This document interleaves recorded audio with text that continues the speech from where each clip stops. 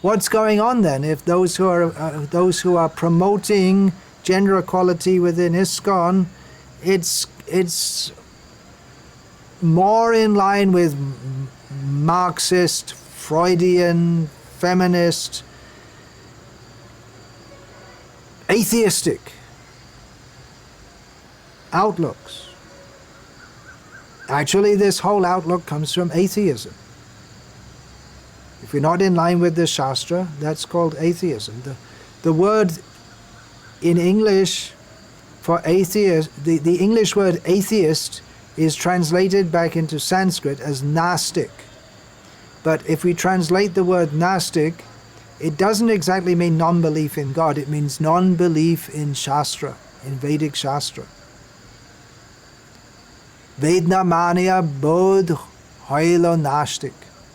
The Buddhists are considered atheists not because, this is Chaitanya Mahaprabhu's statement, not because they disbelieve in God, but because they don't accept the Vedas. Now, if we attempt to call the proponents of feminism within ISKCON to any Shastric discussion, then they won't come. I tried that. I cordially invited those who are opposing my Mother's and Master's book to come and discuss it for a public discussion. No one turned up.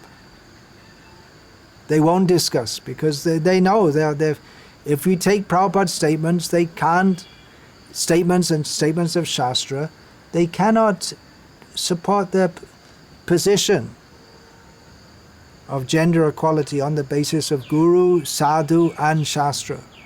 By citing a few things that Srila Prabhupada said and did in his ministration to the devotees who were just out of hippie life. He was preaching Krishna consciousness in the land of the Mlechas. We have to take that into account.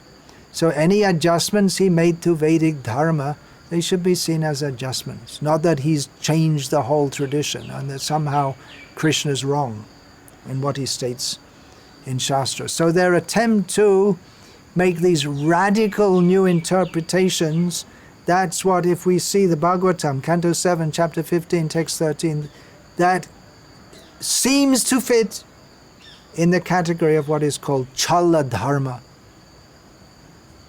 cheating religion.